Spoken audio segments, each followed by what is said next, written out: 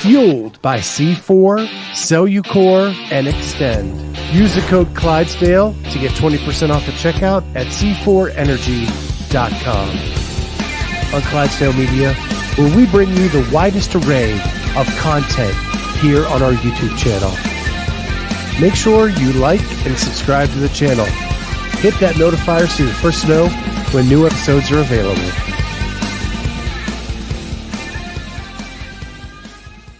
What is going on, everybody? Welcome to the Clydesdale Media Podcast, where we are featuring the athletes of the 2023 CrossFit Games Semifinals. And with us today is two-time Team Games competitor, Hanna Mrochuk. How are you? Good. How are you? I'm good. So this is your second time on the show because this is your second semifinal appearance. Yes. Yes, it is. And last year you were interviewed by Kat as you were getting ready for the Atlas Games. Yeah. So last year you guys talked about what it was like being a teen athlete, moving into the open division, all of those kinds of things, and then kind of anticipating what was to come at Atlas. Yeah. So I'm going to try to pick up from there and not repeat anything, but who knows? We have new listeners too, so they may need to know more about you anyway. But so you go into Atlas, and what I found looking at some of your numbers are they took the top 120 in North America into semis. You were like 115. Yeah. You get to a live competition, and you do much better in the live competition where you finish 18th, almost top half. Are you a better live competitor than you are doing all this online stuff? I think it's just like kind of like all depending on like how my training is going leading into it. So it's like my coach really tries to get me to like really peak for that in-person competition and then just like try to qualify for semis kind of thing. So, but I really do like the in-person competitions a lot better than the online. Are you one of those people that when you see people like just ahead of you, you want to reel it in and catch up, or do you try to stay in your own lane? Depending on the event, if it's something that I know that I'm really like good at, then if I see somebody, I'll try to catch them. But usually I try to stay in my own lane, stick to the plan that me and my coach have set for the entire time and just like stick to that. That's what I did last year at Atlas and it seemed to really work. So last year you were with Michael Fitzpatrick. Yeah. Oh, Fitzgerald. Fitzgerald. Yeah. My apologies. Yeah. Sorry. So many names going through this thing. Michael Fitzgerald. Yeah. And are you still with him today? Yes, I am. Yeah. He's a fantastic coach. Probably one of the best coaches I've had. Yeah. And how long have you been with him? I think just a bit over 2 years now. Okay. Yeah. So not too long, but it's been great. So he was not your coach in the teen division. No. I trained out. This is an open when I was in the teen division. So I had my coach from the gym that I was training at then was my coach throughout the games experiences. Okay. So you get to Atlas, you finish 18th. Did that meet your expectations, exceed your expectations? How did you feel at the end of that weekend? I had no expectations. Me and my coach, we weren't even, when I first met with him, he told me that I should aim for like semifinals kind of within like the next 3 years. And the first year that I was with him, I ended up making it. So we didn't really have any expectations on like how I would do at the competition. It was just kind of go in with the mindset of like, do the best that you can on each workout, execute our plan, and then kind of go from there. And I was kind of shocked that I did as well as I did. So it was great either way. So within 3 years, you were supposed to make semis. You did it in 1. How has that then reset the expectations following Atlas Games? we still didn't really have that many. Like, I had expectations on myself, I guess, to try to make it again this year. And I guess I had like a little bit more confidence in making it. Um, but still, like, you never know what's going to happen. And I had some like rough training stuff going on throughout the year. So it was really kind of the same thing of like see how much I can do and then just like see where that kind of gets me for this year. So you've been a teen athlete since you've been at least on the record on the like the event boards since you were like 14 or 15. Yeah, I started CrossFit when I was 13, kind of that year. And then, yeah, And you're 20 now. yes. So even though you're 20 years old in the open division, you are like a 7-year veteran. Yeah, yeah, it's been a long time when I look back at it. So I know when you talked to Kat last year, you talked about after the teen stuff, you kind of took a year off just because Mhm. you weren't sure if you still wanted to compete anymore. Yeah, it was a lot of stress, and then it was like very difficult during the pandemic to kind of like keep that motivation to keep working out and stuff. And I was moving, and so I thought it was kind of a good time to take that year off and like see and like re-fall in love with the sport and see if I really wanted to compete. And then I really did. So So I don't know if you've seen, but the Barbell Spin has done an article recently about how few teen athletes are still CrossFitting today. yeah, And and then you look at stories like Haley Adams who are taking a step away like this year from the sport. Um, I'm assuming you know what that you feel for her because you have felt the same thing. yeah, for sure. I think it's very stressful, like competing at like that high level at such a young age, and it takes a lot from like your personal life, school life, like all of that. Like you have to put a lot of things on the side, which every athlete does. But I think it's just hard. And then when you kind of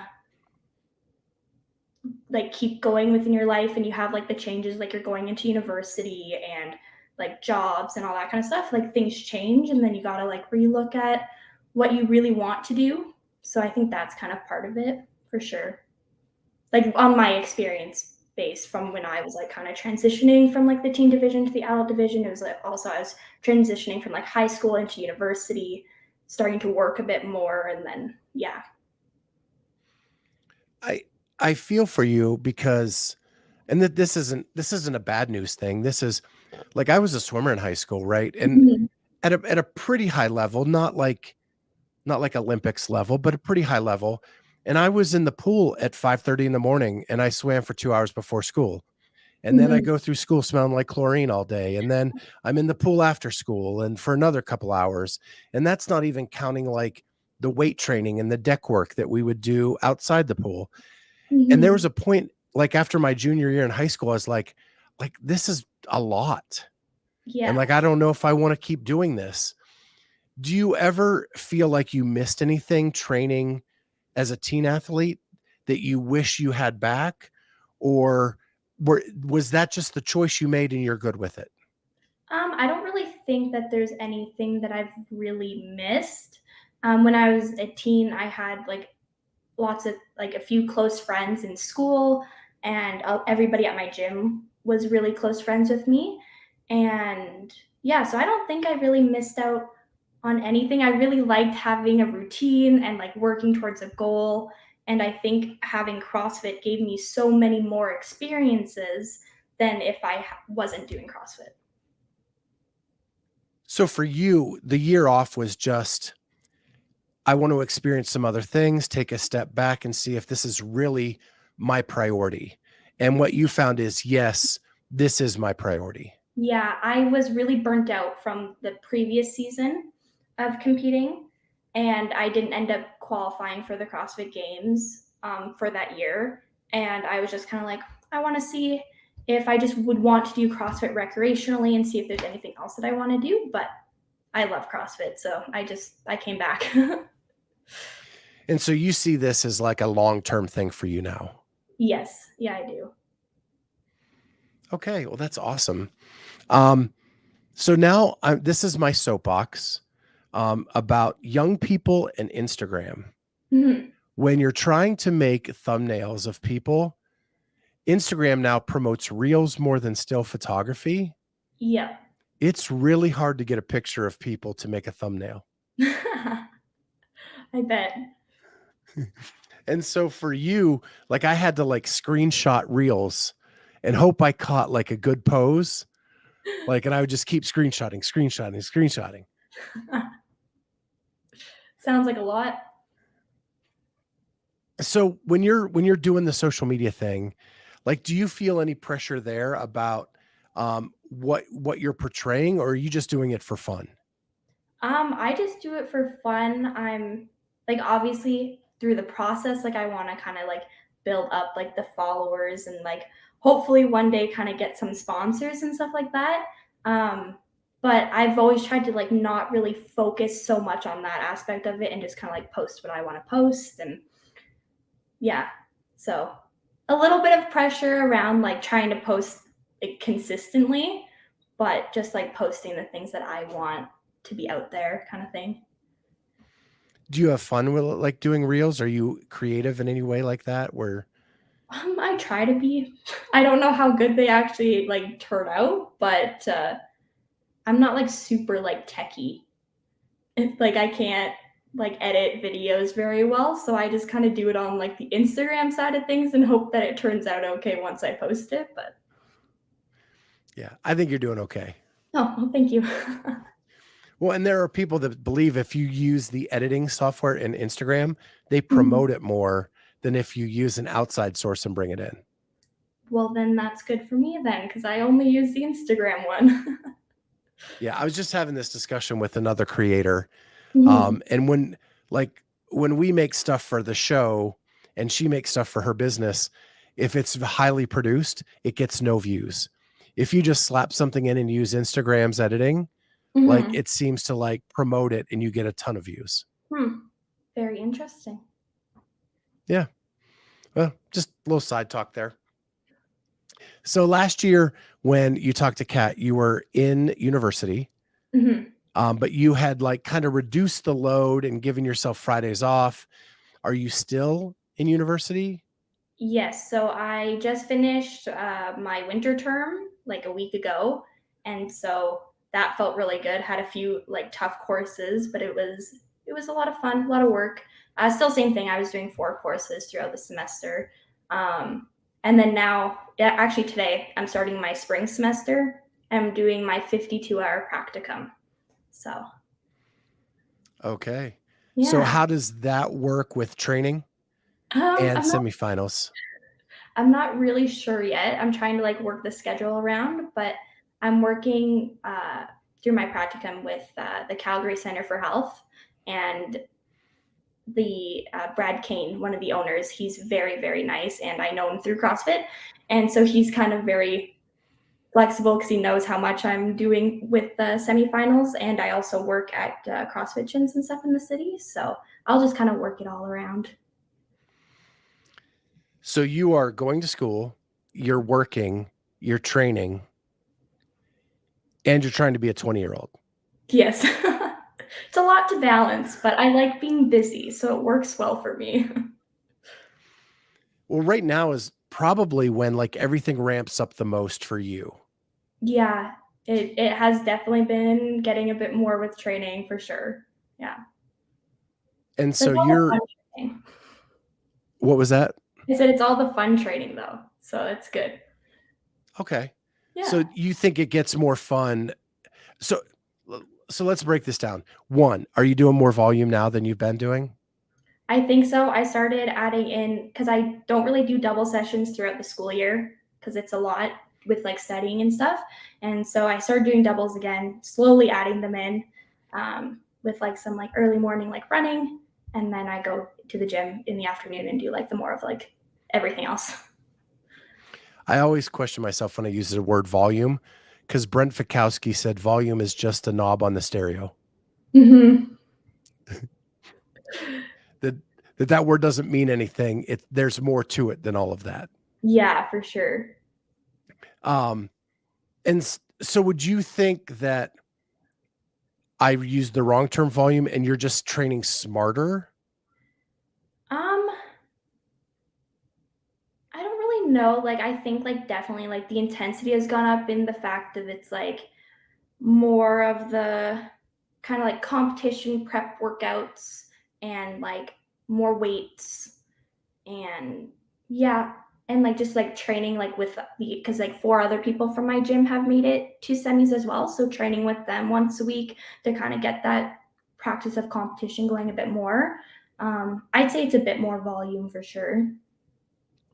So 4 people from your gym have made it to Yeah, semis. me and then three Is others. this a camp, or is this just a regular affiliate that just happens to have some really fit people? It's just I don't think we're affiliated, but it's Optimum Performance Training, and we just have Okay. lots of very fit individuals there. So Amy Hosking, I think you guys did an interview with her, and We then sure did. yeah, Madison Gerard, I think is her last name, and then Matt Brady also made it. So it'll be fun to compete with friends and have everybody there, which will be really cool. Yeah, Matt is on the schedule, Mhm. and I'm sure. Well, who was the other one? Madison. Madison, I think her last name's Gerard. Okay, Yeah. she's not on the schedule yet. She's probably on the list to Yes. get to. Um, yeah, it's been tough scheduling everybody. But yeah, that's crazy. And I remember Amy talking about Optimum. So yeah, that's really cool that you Mhm. actually get some push from those people. Yes. Um, so how big of a contingent is the gym taking to Pasadena? Um, sorry, what do you mean by that? So how many are there people from the gym going to root you guys on? Oh, yes, all the coaches are coming. And then I think we have like 10 to 15 people that are going to watch. And then obviously like from the gym and then like their family members that are coming and stuff like that. So it'll be a nice group of people there. Yeah, that'll be a healthy, and that's not a short trip from Calgary to No, it's Pasadena. not. No. So that'll be awesome. Yeah, it'll be great. I'm very excited. With the way I've talked to most of the athletes, like I think this is going to be one of the most this season. The semifinals are going to be packed hmm I think so too, for sure. with the 60-person field, with all the names in there only being 2 opportunities to even go to a semifinal to watch. hmm Like I think it is going to be packed, and I hope that CrossFit makes it a rock show. Yeah, I think it'll be a very well structured event and lots to very exciting too. So, will this be like the biggest field you've ever competed in? Like in person, I yes, 60 people. I don't think I've ever competed against 60 people before. So it'll be very interesting. Is there any fear with the fact that, like, if you have a home run, you can make up a lot of ground. hmm But if you have a hole, like you could fall. Yeah. So do you think about that, or you just like, I'll let the points be what they are, and I'm just going to go out and do my thing? I think like in the back of my head, I do think about it a bit. It does make me a little bit nervous, but I try to like be really confident in my training leading up to semifinals and just kind of do the best that I can. And if there is an event that I am weaker in some of the things, just to like go out there, do my best, and as long as I do that, then I'm going to be happy with wherever I'm placing. So, So last year, you and Kat talked a lot about your strength mhm, and how going into Atlas, you wanted to do damage control on the lift and hit your personal goal. mhm. Are we still in that spot this year with strength, or has it improved? Strength has definitely improved over the last year, but I think still like there's lots of girls on the or women on the field in the field that are quite a bit stronger than me. And with like max lists, I don't really compare myself that much to other people, because I really view it as it's like whatever you're able to do. And so like if I hit the number that I want to hit, I'm going to be happy no matter what of where I'm placing. Is that where the nervousness still is, or are you thinking another hole in your head? I'm more thinking running. Running is very hard. But I practice it, so I'm slowly getting better. It's definitely improved from when I started at OPT till now, so that's good. You're my second interview today, and both of you are not fans of running. Running is hard. It's very, very hard. Yeah. Yeah, it's my thing too, right? I started CrossFit at 500 pounds. I got down by running, and I got to a point at before my back injury that like running became rest for me, and I learned how to do that. Mhm. But now I've got to get back to it now that my back's healed, and it is hard. Yep. It is hard to get back to that spot. It is.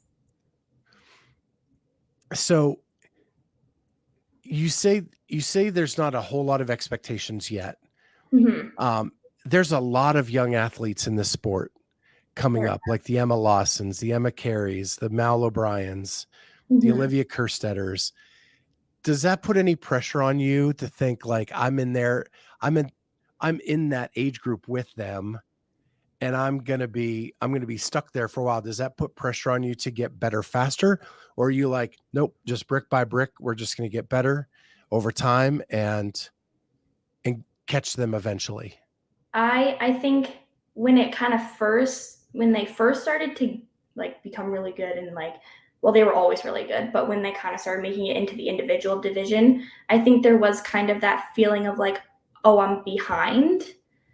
Um and that was a little bit hard, but then I've tried to like reframe my mind of focusing like comparing myself to other people and trying to just be like, well, these are the improvements that I'm making. And it's like, even if I don't get there as soon as they do, once I get there, like it doesn't matter how long it took, just as long as I achieve that goal kind of thing. But it definitely, at the beginning, it did.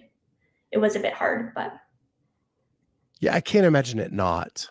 yeah. Like, right, like, in all the sports I did, like you can I so I started swimming at a very young age, right? And there were people that like sprouted before I did, and then their times dropped considerably. I'm like, what the and then over Mm-hmm. time, like I caught back up to them as I went through a growth spurt, or I did Mm-hmm. whatever.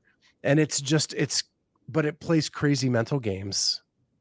Yeah, it's definitely hard to separate it, but I think you have to be able to like continue to focus on your own progress because otherwise it just kind of consumes you. Yeah. Yeah. Yeah. So you have these other three athletes at the gym. Hmm. Do you on competition days where you say you're going in to push, is it a fair shakeup of who wins the events depending on what they are? Like within like the people from our gym. Correct. Yeah, I think we kind of all kind of know each other's like strengths and weaknesses. And we've competed against each other a bunch of times, like within like local competitions and stuff. So we can usually tell who would take which events. Um, yeah, I don't know. There's always chance, you know. Yeah. Yeah. You never know what's gonna happen when you're out on the competition floor, but I think it's like we kind of know each other pretty well, which is good. So when you get to Pasadena, how much support is there going to be for you to have with each other, or are you going to trash talk on the floor? Oh no, we will. We're all very supportive with each other, and I think like we're all rooting for each other to do really, really well. Um, and it'll be a lot of fun. Me and Matt Brady tend to trash talk each other a little bit once in a while just for fun, but we always are like wanting each other to do well for sure. But you and Matt will never see each other on the competition floor, so that's okay. Exactly. Yeah. And Yeah. yeah, I love competing with them, against them. I think it's really fun to like be out there with your friends and to have that kind of, it's almost kind of like calming feeling, if that makes sense, because it's like you train with them and it's like familiar. So I think that'll be Yeah. nice on the competition floor too. Yeah. That'll be cool. That'll be cool to see and witness. Mhm. So I also noticed there's something new with you from last year to this year, Mhm. and that is you have some ink that you did Oh, not have last year. yes, this one right here. Yeah. Yeah. And so I've tried to find a still where I could see what it was. Yeah. And my old eyes can't keep up with the reel. So what did you get on your sleeve there? It's just flowers. I'm a little bit burnt from yesterday, but yeah, it's just flowers. Yeah, and then And I'll do you like it? Do you like it just grayscale, or do you think you'll add color someday? I just like the black and white. Like all my other tattoos are all black and white. Um, so I think I'll keep that theme going for sure. Yeah, me Right now I'm too. trying to decide if I want to do more or not, but I need money first. So I feel your pain. Yeah, yeah. I'm all into the black and white. Mhm. I have a half Ooh, as nice. well up that's all Very, black and very nice. white. And yeah, and I want it to be a full eventually. But Yeah, yeah, it takes money. it does. So the flowers just because they look good, or was there some inspiration behind it?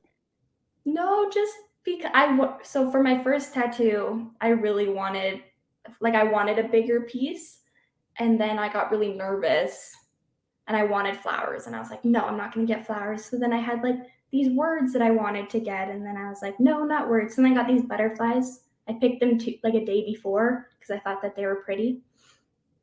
And then I was like, okay, well, now I need a flower tattoo because I've been wanting one for like 5 years. So then that's kind of why. There's not really much meaning behind any of them, but So how many do you have?